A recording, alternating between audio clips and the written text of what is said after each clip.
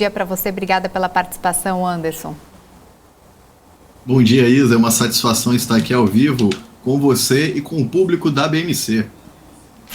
Obrigada, a satisfação é nossa. Bom, Anderson, eu gostaria de começar falando sobre o apoio do governador agora reeleito por Minas Gerais, Romeu Zema, né? A gente mostrou mais cedo que esse apoio já foi a público, oficialmente, apoio ao presidente Jair Bolsonaro. Eu queria entender, na sua opinião, qual o significado do apoio do governador Romeu Zema ao candidato Jair Bolsonaro, lembrando que, né, ali o político do Novo, ele tem um discurso voltado à direita liberal e não uma direita tão conservadora, tanto é que o próprio candidato Luiz Felipe Dávila fez algumas críticas ao presidente Jair Bolsonaro, né, por não ter políticas tão liberais quanto um liberal tem. E vista a imagem do atual mandatário, né? Isso pode garantir uma melhor imagem ali ao presidenciável? Qual que é o peso que o Romeu Zema traz a partir de agora para Jair Bolsonaro? O Zema traz um apoio importantíssimo. Se a gente for observar, o mesmo resultado de Minas Gerais foi o resultado, por exemplo, nível Brasil. Então, o que isso vai trazer de mudança? O Bolsonaro ele precisa melhorar a sua votação se ele quer vencer a eleição no segundo turno. E nada melhor do que buscar o apoio, por exemplo, do Romeu Zema em Minas Gerais. No segundo ponto das propostas liberais, o próprio Zema já deixou bem claro que ele pode não concordar com tudo que o governo federal faz, porém, ele não vai apoiar nenhum candidato de esquerda, até porque ele precisa do governo federal. Um governo complementa o outro. Então, o Zema fez muito bem em apoiar o Bolsonaro pela sua ideologia, por mais que eles tenham diferença, como você mesmo comentou, Isa, sobre a questão das críticas do próprio Felipe Dávila. As propostas são diferentes. Se fossem iguais, não tinha um porquê, às vezes, ter dois candidatos e dois partidos diferentes. E o público, na verdade, os eleitores, vai escolher aquele que melhor se aproxima ou que tem a menor rejeição com o candidato. Agora, Minas Gerais sempre ditou a regra e não foi diferente. A gente percebe que Minas Gerais teve 48,29 contra 43,60 do Bolsonaro. E o resultado final foi 48,43 contra 43,20 do Bolsonaro. Então é um resultado importantíssimo para a gente fazer as observações. E ele precisa mudar. Segundo ponto foi, Minas Gerais escolheu Zema, se elegeu aí em primeiro turno com uma votação expressiva, e o público escolheu como governador um governador liberal e como presidente, no caso em Minas Gerais, um presidente de esquerda. Então você vê uma divergência no modo de escolha, a qual ele trata como uma análise aqui fria e calculista, que a rejeição do Bolsonaro é muito grande. Não ao bolsonarismo, como a gente percebe aí na eleição, por exemplo, de deputados e senadores. Então fica aí esse comentário que o Bolsonaro precisa muito melhorar em Minas Gerais se ele quer e pretende vencer a eleição no segundo turno. É isso que eu queria entender, né? Você trouxe no final, é exatamente isso. O Bolsonaro não ganhou ali, está uma margem ali bem distante do ex-presidente Lula, não ganhou nesse primeiro turno nas eleições, mas a gente viu uma votação muito significativa de, por exemplo, Nicolas Ferreira, ali candidato que foi eleito como deputado federal com 1,5 milhão de votos, ali com uma diferença muito grande de seu segundo colocado, André Janones, que era até mais conhecido, com 200 mil votos. Teve Cleitinho também de Minas Gerais, com muitos votos, né? Venceu ali como senador, também teve, acho que deputado estadual também, teve uma força muito grande e uma diferença muito grande ali na presidência da República. E a gente viu isso também em outros estados, como o Paraná, né? Bolsonaro acabou ficando na frente, porém não tão distante. Por exemplo, a candidata apoiada pelo PT, a deputada, a senadora, ali ficou com apenas 3% dos votos e o Bolsonaro estava ali na frente. Não dá para entender muito essa relação de ter uma bancada grande no Congresso e o Bolsonaro não ter apoio dessas pessoas que votaram para o Congresso ser maioria, né? Essa resposta é muito simples. O bolsonarismo é o que o Bolsonaro criou em 2018, que foi aberto pelo PT, né? Tanto que ele foi eleito ali e o PT não foi eleito em 2018. Primeiro ponto, o povo gosta da forma de governar, gosta da forma como os candidatos falam e aprovam as medidas no Congresso, porém, eles têm uma rejeição à figura Bolsonaro. E essa figura tem uma rejeição muito grande. Eu posso dar um exemplo aqui, por exemplo, a rejeição dele com as mulheres. E é nítido a rejeição.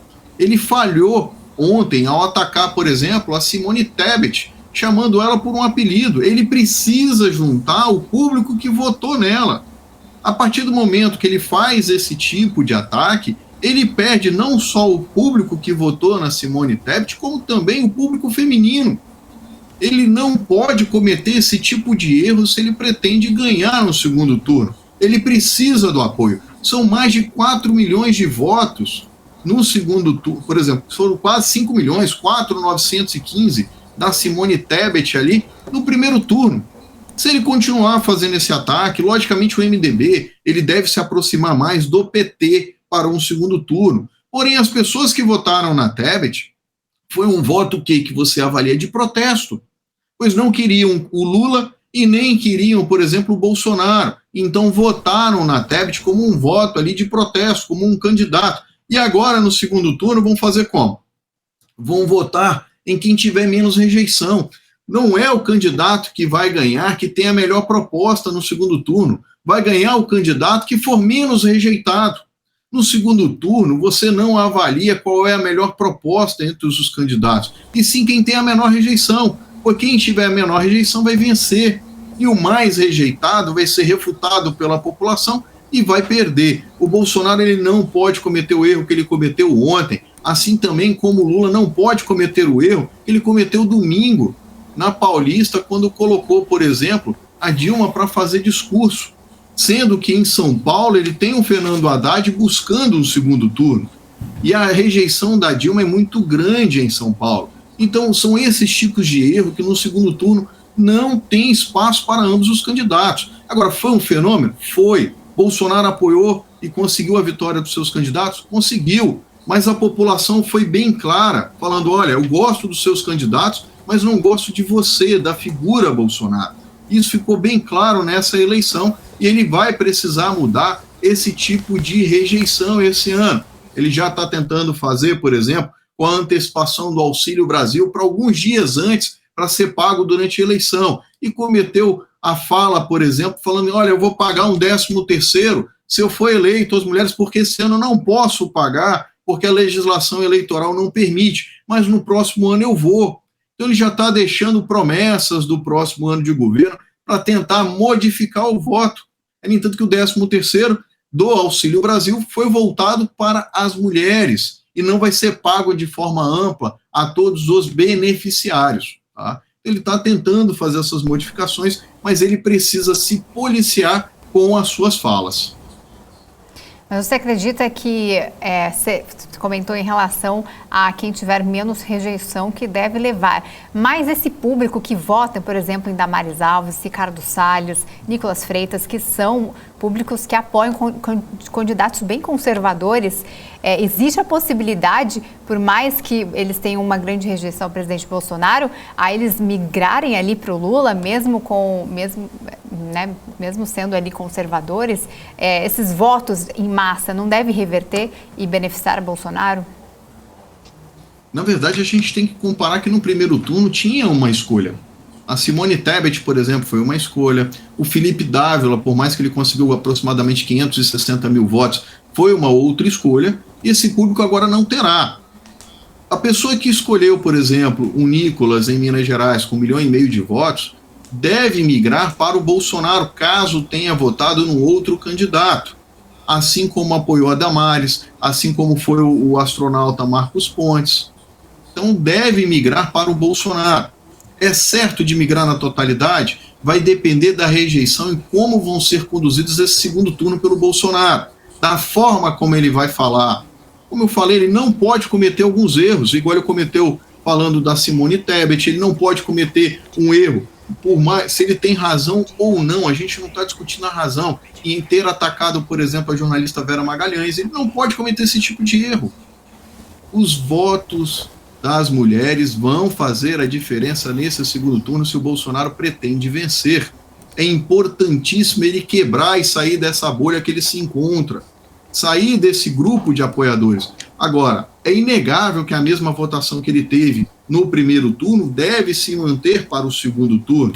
Não deve ter migração, assim também como a gente pode avaliar a votação do Lula para o segundo turno, provavelmente vai se manter. Agora, ele tem que virar exatamente de 7 a 8 milhões de votos ou retirar uma parte da votação do Lula é meio complicada, até porque no segundo turno a abstenção ela tende a aumentar de 1 a 2%, como já foi nas outras eleições. Então, vai ter que ter um poder de convencimento muito grande para que esse eleitor, por exemplo, que se absteve de votar no primeiro turno, vá votar no segundo turno e ainda que vote no Bolsonaro, ou o próprio Lula tentar comover esse eleitorado que se absteve, votar nele e chamar os eleitores que votaram na Simone Tebet, caso ela o apoie, para votar, porque o fato da Simone Tebet o apoiar não significa que ela vai transferir esse voto na totalidade.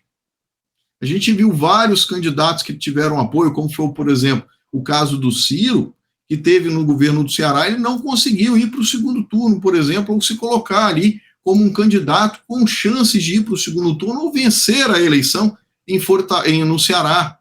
Então a gente tem esses problemas que as pessoas não conseguem ir. O candidato dele teve 6% de voto, quase 7%, e foi eleito no primeiro turno com 65,91% candidato no Ceará. Então a gente percebe que nem sempre consegue migrar esses votos e às vezes pode ser muito mais prejudicial o apoio do candidato. O Ciro, eu acredito, ou ele fica neutro para esse segundo turno, ou apoia ali, o PDT já falou que tem chance dele apoiar o PT, desde que ele coloque alguns 3 itens no plano de governo dele, para apoiar. O PDT condicionou esse apoio das 3 propostas no programa de governo do PT. Um seria o programa de renda mínima de R$1.000 por família, a renegociação de dívidas no SPC e o projeto de educação em tempo integral. Tá? Então, o PDT já se colocou muito mais próximo de apoiar o PT do que apoiar o PL nesse segundo turno. E eu acredito que a votação do Ciro tem uma massa de apoio ao Lula de transferência, até porque ele se aproxima muito mais do Lula do que do Bolsonaro. A gente tem uma informação aqui que neste momento o Tarcísio fala sobre o apoio de Rodrigo Garcia após encontro com progressistas, né? Ele falou que o apoio de Garcia vem numa proposta de mudança sobre PSDB, não vamos estar no palanque juntos, mas vamos ter adesões. Existe PSDB numa adesão natural anti-PT. Tarcísio diz que não vai participar do encontro entre Bolsonaro e Garcia, né? Deve acontecer esse encontro e Rodrigo Garcia, aliás, anunciou mais cedo já o apoio ao candidato Tarcísio de Freitas aqui no estado de São Paulo. A gente sabe que tem uma aliança entre MDB e PSDB. MDB está ali mais para o lado do ex-presidente Lula. Como é que deve ficar? O PSDB deve liberar ali para que apoiem quem desejarem? Como é que deve ficar agora essa relação? Inclusive, Fernando Haddad disse que tentaria conversar com Rodrigo Garcia para tentar apoio de Rodrigo Garcia, mas as propostas do PSDB vai um pouco mais em linha com o Tarcísio do que o próprio PT, né? Sim, a gente tem que separar em 2 pontos. Primeiro é o que o Estado vai definir, que o presidente da sigla estadual, e depois o que o presidente da sigla vai falar da nacional de quem vai. Já teve conversas ali e teve matérias falando, por exemplo, que a nacional poderia tender a apoiar o PT. Eu, na política, o que eu aprendi nesse tempo foi, nos estados eles são majoritários nos apoios e às vezes você vê coisas absurdas em relação ao que a nacional faz. Por exemplo, o candidato do Espírito Santo é do PSB, o vice dele é do PSDB, a qual os dois estão apoiando o PT na nacional. Isso foi no primeiro turno, por exemplo. Então você vê algumas coisas sendo divergentes. O MDB, por exemplo, no Espírito Santo, estava junto com esse mesmo ciclo, com o PSB e PSDB apoiando o PT. E não fizeram apoio, por exemplo, a Simone Tebet na nacional. Então você vê muitos acordos regionalizados. Eu vejo o Rodrigo Garcia com uma tendência maior de aprovação a um Tarcísio no segundo turno, até porque o Tarcísio é muito mais próximo das suas bandeiras do que o próprio PT. É normal os dois partidos, tanto o PT quanto os republicanos, buscar o apoio do PSDB. Agora, é muito claro que o eleitor do Rodrigo Garcia, que fez 18,5% aproximadamente, apoiar e tender para um Tarcísio. 15% deve ir para o Tarcísio do Rodrigo Garcia. E provavelmente isso também vai contribuir com o apoio do Bolsonaro. É nítido como o Bolsonaro venceu no segundo turno na eleição passada. Contou com o apoio do Sudeste em massa. Por exemplo, em São Paulo, o Haddad teve 30% no segundo turno. Isso mostra toda a diferença a qual o Bolsonaro precisa fazer. Ele precisa mudar o voto em São Paulo, por exemplo, do ex-presidente Lula, para que ele consiga. Ele precisa ter uma votação expressiva em São Paulo, no Rio de Janeiro e em Minas Gerais, pois o Nordeste é muito mais complicado ele virar esse voto. É muito mais difícil ele conseguir conquistar esse voto no Nordeste. Então, o presidente Bolsonaro, ele precisa trabalhar, ele precisa buscar muito esse apoio do Rodrigo Garcia, que é uma grande capital em São Paulo, o maior colégio eleitoral brasileiro com 32 milhões de votos. Depois ele precisa muito do apoio de Minas Gerais, que tem 15 milhões de votos, o colégio eleitoral. Vai para o Rio de Janeiro com 12 milhões de votos, para ele conseguir conquistar e ter uma chance que ele não consegue reverter na Bahia, que tem 10 milhões de eleitores na Bahia. Ele não vai conseguir reverter a votação do Lula na Bahia de 69%. Ele pode até tentar diminuir 2%, 3%, no máximo 5%. Mas ele não consegue conquistar essa votação necessária, por exemplo, no Nordeste. Ele vai ter que concentrar no Sudeste. Nas eleições passadas, ele teve uma votação muito maior no Sudeste em relação ao PT, o que ele não conseguiu alcançar na legislatura de 2022. Os seus candidatos que ele conseguiu eleger, provavelmente agora vão se dedicar full time à sua candidatura no segundo turno. E é nítido que, se ele conseguir se reeleger num primeiro ano de governo, ele vai conseguir aprovar umas duas reformas que são necessárias, que são a reforma administrativa e a reforma tributária nesse próximo governo. E o que eu posso complementar, o Lula ele vai ter uma dificuldade no primeiro ano de governar, pode até ter nos primeiros 6 meses a 7 meses, porém ele é muito bom em fazer política, em conversar, em verificar, e vai buscar apoio para tentar fazer a sua eleição. O mercado independente, ele viu isso com uma certa independência, a eleição, mesmo o Lula tendo uma chance maior de vitória, porém com um Congresso mais de direita, vai ter aí uma chance de segurar qualquer projeto de forma diferencial que possa a economia sofrer. Então, o mercado financeiro viu isso como um ponto positivo. Vai ser fácil? Não, não vai. Mas o poder de persuasão e negociação que o Lula tem é inegável, visto aí os outros anos ao qual ele se elegeu em 2002 e 2006, onde ele conseguiu navegar com águas profundas, inclusive em 2006, com uma aprovação recorde ali de 60% a 80% do seu governo. Agora, Anderson, nós tivemos ali 20,95% de abstenção nesse primeiro turno, superando até o ano de 2018. A tendência é que aumente essa abstenção aí no segundo turno. Você acredita que essas abstenções podem fazer diferença nesse próximo turno? Claro, faz. Só que a gente pegando as estatísticas, diferente do que foi feito nos institutos de pesquisa, tá? A gente tem um número real. E você percebe que no segundo turno aumenta de 1%, 1,5% no segundo turno a abstenção.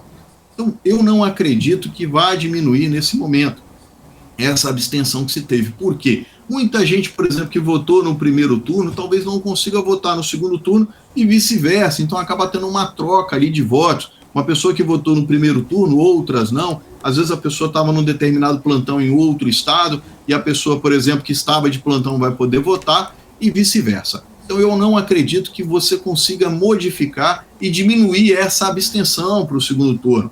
Pode ser que ela até aumente mais do que os percentuais anteriores dos anos anteriores. A pergunta que fica é: quem vai ter maior abstenção no voto? É a pessoa que votaria no ex-presidente Lula ou a pessoa que votaria no presidente Bolsonaro? Essa é uma dúvida que eu vou sanar ao longo dos próximos 15 dias com as outras matérias e os outros comportamentos de pesquisas que vão sair. As pesquisas eleitorais, elas erraram na sua maioria no primeiro turno, porém, no segundo turno, elas foram mais assertivas. Afinal de contas, só tinham 2 candidatos. Então, a gente vai observar como que elas vão vir e como vai ser as próximas metodologias adotadas pelos institutos de pesquisa. A gente tem uma informação que acaba de sair, que o ex-juiz Sérgio Moro declara apoio a Bolsonaro no segundo turno. Ex-ministro de Bolsonaro, Moro, pelo União Brasil, foi eleito, então, senador do Paraná. No Twitter, ele falou: Lula não é uma opção eleitoral, com seu governo marcado pela corrupção da democracia, contra o projeto de poder do PT, declara no segundo turno um apoio, então, para Bolsonaro. Ele que teve ali,